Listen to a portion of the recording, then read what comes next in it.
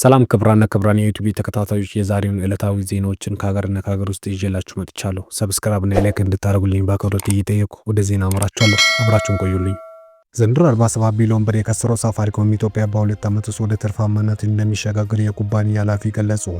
ሳፋሪኮም ኢትዮጵያ በተያዘው ዓመት ኪሳራ ቢያጋጥመውም በ2 ዓመት ውስጥ ወደ ትርፋማነት ይሸጋገራል ተብሎ እንደሚጠበቅ የእናት ኩባንያ ኃላፊዎች ተናገሩ።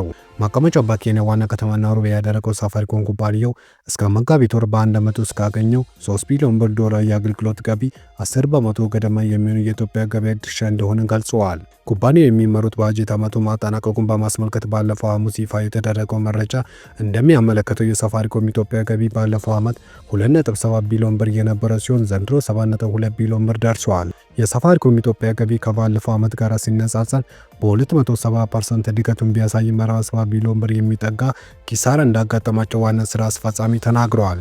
ይህ ኪሳራ በአብዛኛው ኩባንያዎች ውስጥ በሚገኙ ከፍተኛ የኢንቨስትመንት ምዕራፍ ከሚጠብቀው ጋር የተስማማ ነው ያሉት ዋና ስራ አስፈጻሚ ከዚህ በተጨማሪ የኢትዮጵያ መንግስት ሐምሌ ወር በ2016 ዓ.ም ተግባራዊ ያደረገው የውጭ ምንዛሪ ግብይት ስርዓት ለውጥ በኩባንያው ውስጥ ተጽዕኖ እንዳሳደረ ጠቁመዋል። የውጭ ምንዛሪ ግብይት ስርዓት ለውጡ በአጭርና መካከለኛ ጊዜ የሚያሳድረው ተጽዕኖ ለመቋቋም እርምጃ መውሰዳቸውን የሳፋሪኮም ኃላፊዎች አብራርተዋል። እርምጃም በውጭ በሳፋሪኮም ኢትዮጵያ የተቀጠሩ የውጭ ሀገር ዜጎችን መቀነሱ ነው ብለዋል።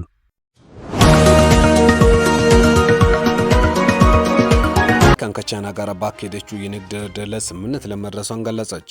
ቻይናና አሜሪካን በስዊዘርላንድ ባደረጉት ድርድር ቁልፍ በሆነ ጉዳዮች ላይ የተሻለ መግባባት ለመድረሳቸውን የገለጹ የአሜሪካን ግምጃ ቤት ኃላፊ ስኮት ቤድሮስ ውይይቱ ገንቢና ውጤታማ ነው ሲሉ የገለጹ ሲሆን የቻይና ምክትል ጠቅላይ ሚኒስትር ሂ ፊዮንግ በበኩላቸው ንግግሮቹ በጥልቀትና በመግባባት እየተካሄደ መሆኑን ገልጸዋል።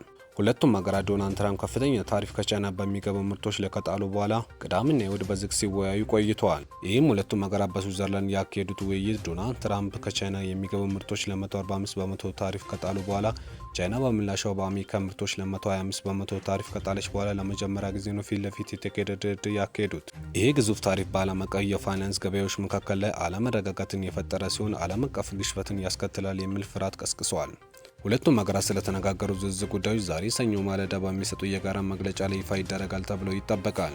በአሜሪካ ንግድ ሚኒስቴር ውስጥ ከዚህ በፊት ለዓለም አቀፍ ንግዶች ዋና ጸሐፊ የነበሩ ፍራንክ ላቪን ሁለቱም ሀገራት ምንም እንኳን ከተለመደ በላይ ቢሆኑም የታሪፍ ቅነሳ ላይ ይፋ ሊያደርጉ ይችላሉ ሲሉ ግምታቸውን አስቀምጠዋል።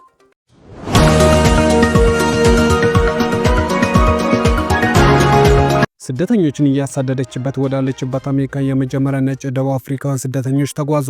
ዶናልድ ትራምፕ በስደተኝነት የሚቀበላቸው የመጀመሪያ ነጭ ደቡብ አፍሪካውያን ቡድን ወደ አሜሪካ ማቅናታቸውን የተገለጸው በቡድኑ ውስጥ 49 ነጭ ደቡብ አፍሪካውያን ይገኙበታል የተባለው ትላንት እሁድ ከጆሃንስበርግ የተነሱ ነጭ ደቡብ አፍሪካውያን ዛሬ ሰኞ ዋሽንግተን ዲሲ ያርፋሉ። ከዛ ወደ ቴክሳስ ይጓዛሉ ተብሎ ይጠበቃል።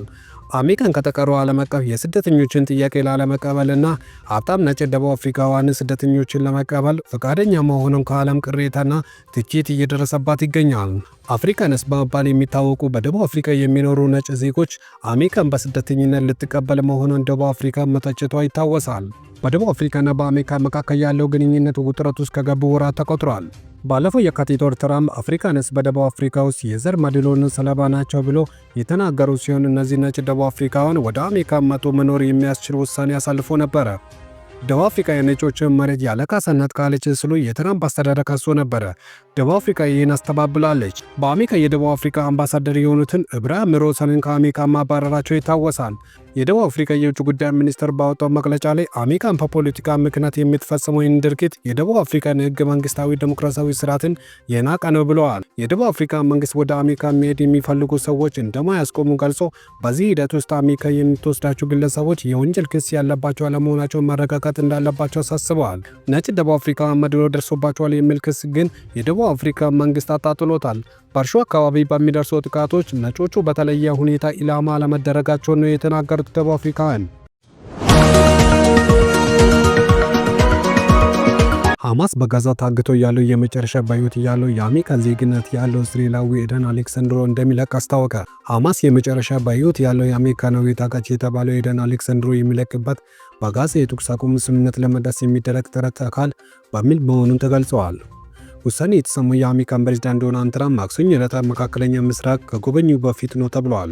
ሐማስ በጋዛ የሚገኙ የአሜሪካን ዜግነት ያለውን ታጋች እንደሚለቅ ሲገልጽ የተኩስ አቁም ስምምነት ላይ ለመደረስ እና እርዳታ ወደ ጋዛ እንዲገባ ለማድረግ ከአሜሪካን ጋር ቀጥታ ውይይት እየተደረገ ባለበት ሰዓት ነው።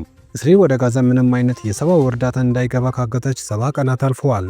ቀደም ብሎ የሐማስ ከፍተኛ ባለስልጣናት ለቢቢሲ እንደተናገሩት የፍልስጤን ታጣቂ ቡድን በቀጥታ ከአሜሪካ መንግስት አስተዳደር ጋር በኳታር ድርድር እያደረገ መሆኑን ገልጸዋል። ድርድሩን በቅርቡ የሚከታተሉ ከፍተኛ የፍልስጤን ባለስልጣናት ለቢቢሲ እንደተናገሩት ሐማስ አሜሪካን ታጋች ለመልቀቅ መወሰኑን ይፋ ያደረገው ትራምፕ ወደ ቀጠናዊ ሲመጡ መልካም ገጽታን ለማሳየት በማለም ነው ተብሏል።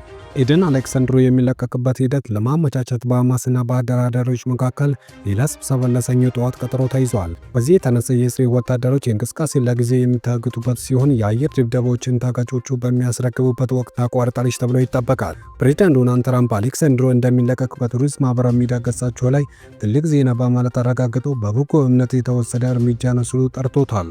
ሐማስ ባወጣው መግለጫ ታጋቾቹ የሚለቀቁበት የተኩስ አቁሙን ለመደረግና ላለፉት 70 ቀናት ሙሉ በሙሉ እገዳ ተጥሎበት ያለው የምግብና የመድኃኒትና ሌሎች ሰብአዊ እርዳታዎች ወደ ጋዛ እንዲገቡ የሚደረግ ጥረት አካል ነው ብለዋል።